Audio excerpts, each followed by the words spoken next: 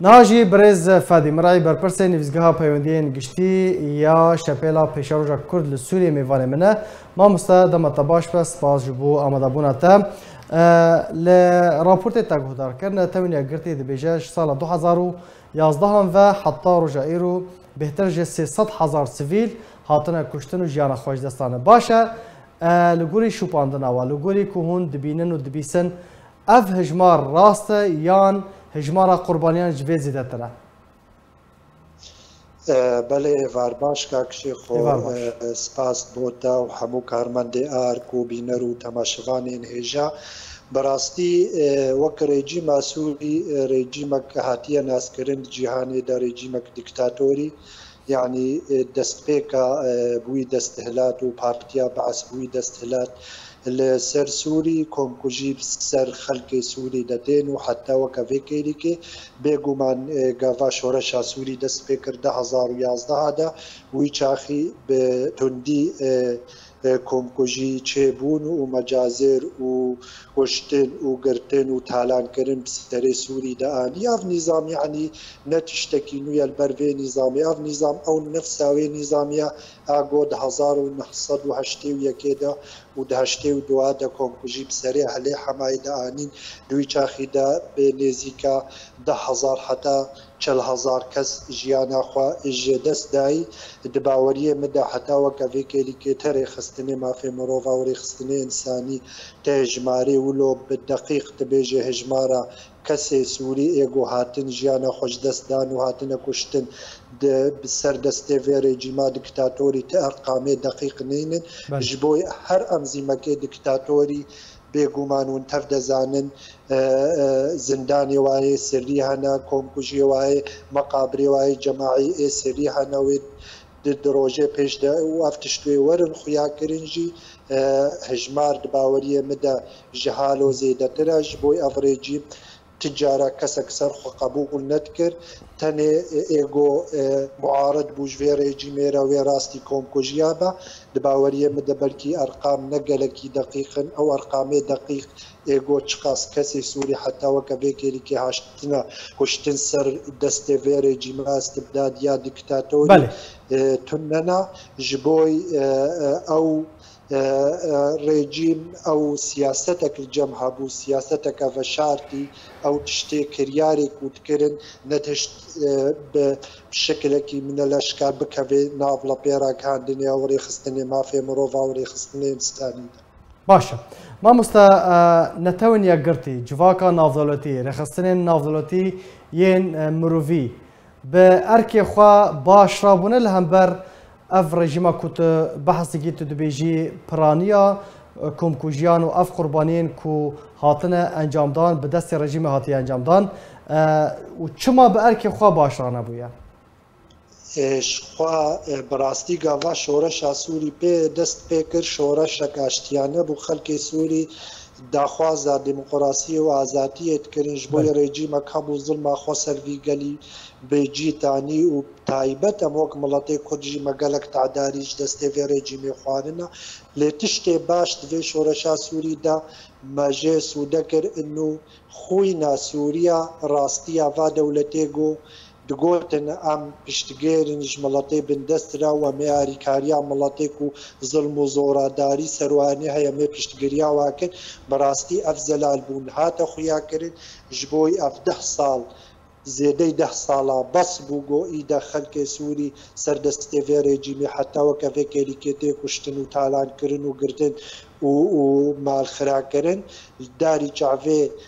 هاري مظن دولة امريكا وروسيا بيغومان روسيا شركة كشنا سوريا دا ايرو او اريكار بو بريجيما اسدر حتى وكافي كيليكي گوند و گوندوار و باجارو کی سوری تیم توپاران کرن بچکه روسی بچکه نظام سوری و روسیا آلی گرجیرا براستی او دولتین گوتن ام پشتگیریا وی ملتی دکن نوکا گوری سوز و سەدەم چییە مامۆستا سەدەم چییە نە لە گووری هێڤین وڵاتین سووری بووە سەدەم چییە بێ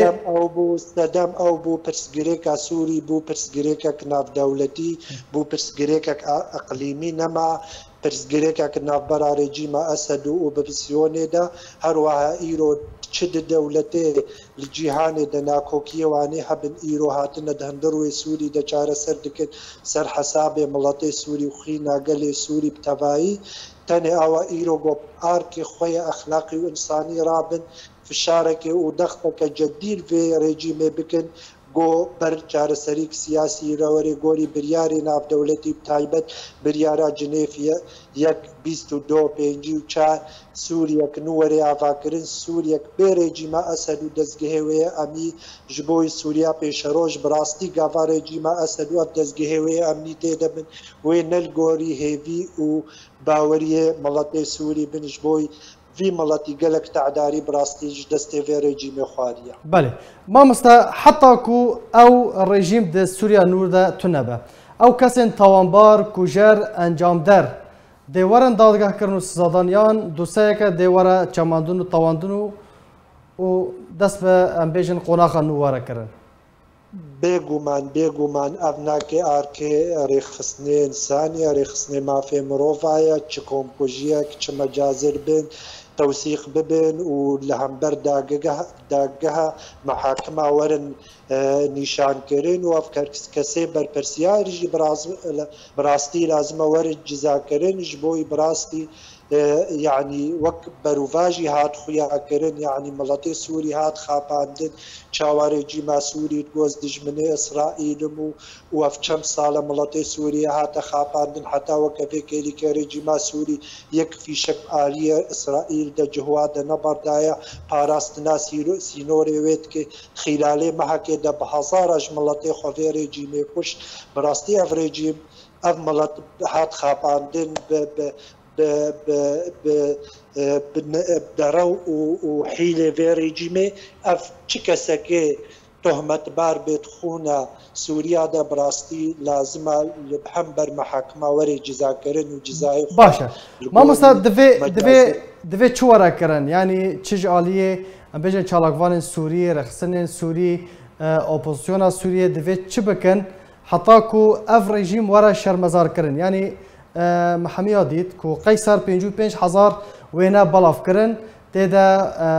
kesên ku rastî lêdan û işkenceyê di zîndanên rejîmê de dîsa jî netewniya girtî civaka navdewletî tiştek nekir ji bilî hin sizayên aborî dane ser rejîmê. Erkê aliyê dî opozisyon çalakvan çiye divê derbarê de bikin heta ku ev rejîm were şermezarkirin û riswakirin. Ev bi rastî ne arkê opozisyonê teniya arkê çi kesekî çalakvan bê rêxistinê esayî bê rêxistinê mafê mirova bên wek tevgera siyasî Kurdî arkê me ye jî boy me jî bi rastî gelek tedarî ji vê rejîmê xwestî me xwariye di 2004 de komkujî bi serê Kurdan jî anîna em va tişta hemû em karibin tewsîq bikin û ber mehakima em deynin û ev rejîm û dezgehê wê emnî û çi kesekê distêwanê dixûna Sûriyada werê cizakirin gorî mehakimê duwelî û Sûriyekin û ava bibe Sûriyek bêv kesê û kuştina Sûriyekê Sûriyek Demokratî cihê hemû pêkhatiya tê de hebe em jî wek pêkhatekî sereke cihê me destûra Sûrî de ya nû de hebe bê rejîma Esed û dezgehê wê emnî. Gelek spas ji bo birêz Fadî Miray berpirsên nivîzgeha peyndên giştî ya şepêla pêşeroja Kurd li Sûriyê gelek spas ji bo beşdarbûna te.